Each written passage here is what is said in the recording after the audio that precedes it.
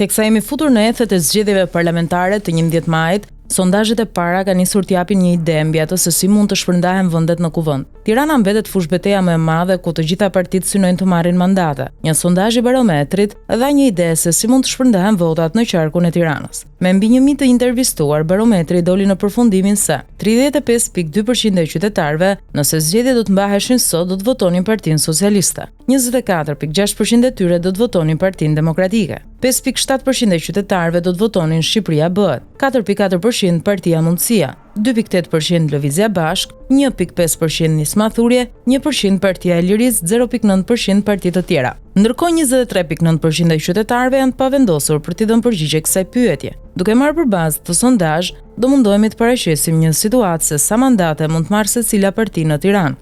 Për të bërë këtë, duhet marrim në konsiderat vetëm numrin e njerëzve që janë përgjigjur sondazhit të Barometrit. 76.1% ose 761 votues që do të përbëjnë edhe 100% e votuesve për të nxjerrë ndarjen e mandateve. Nga përllogëritjet e 100% të votave del që Partia Socialiste do të merrte në Tiranë 46.25% të votave, Partia Demokratike 32.33%, Shqipëria bëhet 7.49%, Partia Mundësia 5.78%, Lëvizja Bashk 3.68%, Nisma Thurja 1.97%, Partia e Lirisë 1.31% dhe partitë e tjera 1.18%. Me këtë renditje sa mandate merr secila parti në Tiranë? Partia Socialiste merr 46.25% të votave, 17 deputet, 12 nga listat e sigurta dhe 15 votuarit nga listat e hapura. Emra si Anila Denaj, Blendi Gonxher, Jon Braçer, Monela Felaj, Ervin Hoxha, Etilda Gjona, Etjen Xhafaj, Fatmir Xhafaj, Klotilda Bushka, Mimi Kodheli, Olta Xhaçka, Pandeli Majko, Plaren Ndreca, Toni Gogu dhe Xhemal Qefalia do të garojnë në një luftë të hapur mes njëri tjetrit për të siguruar një nga 5 vendet e lira në listën e hapur.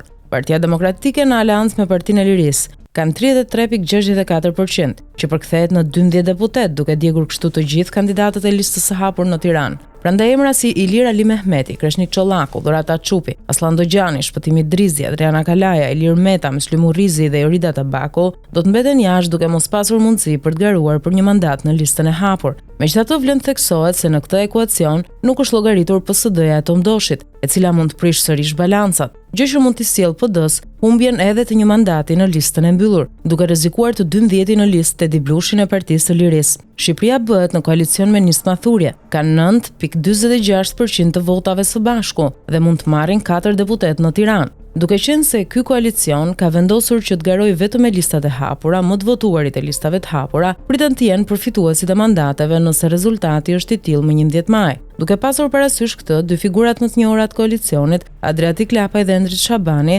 pritet marrin mandat së bashku me dy të tjerët. Partia Mundësia, e cila ka 5.78% votave, mund të marrë 2 deputet në Tiranë. Duke parë renditje në listën e mbyllur, pritet që mandat marrin Agron Shehaj dhe Erald Kapri. Lëvizja Bashk, e cila ka 3.68% votave, gjithashtu mund të marrë 2 deputet në Tiranë. Duke parë renditje në listën e mbyllur, pritet që mandat marrin Redi Muçi dhe Erlind Qori. Sjellim në vëmendje se këto llogaritje janë bërë në bazë të sondazhit Barometrit, ku nuk janë përfshirë votat e diasporës, të cilat mund të kenë një ndikim tepër të madh në këto zgjedhje. Në varësi të trendit të votës së diasporës do të lëvizin edhe mandatet në favor ose në dëm të partive të ndryshme në garë.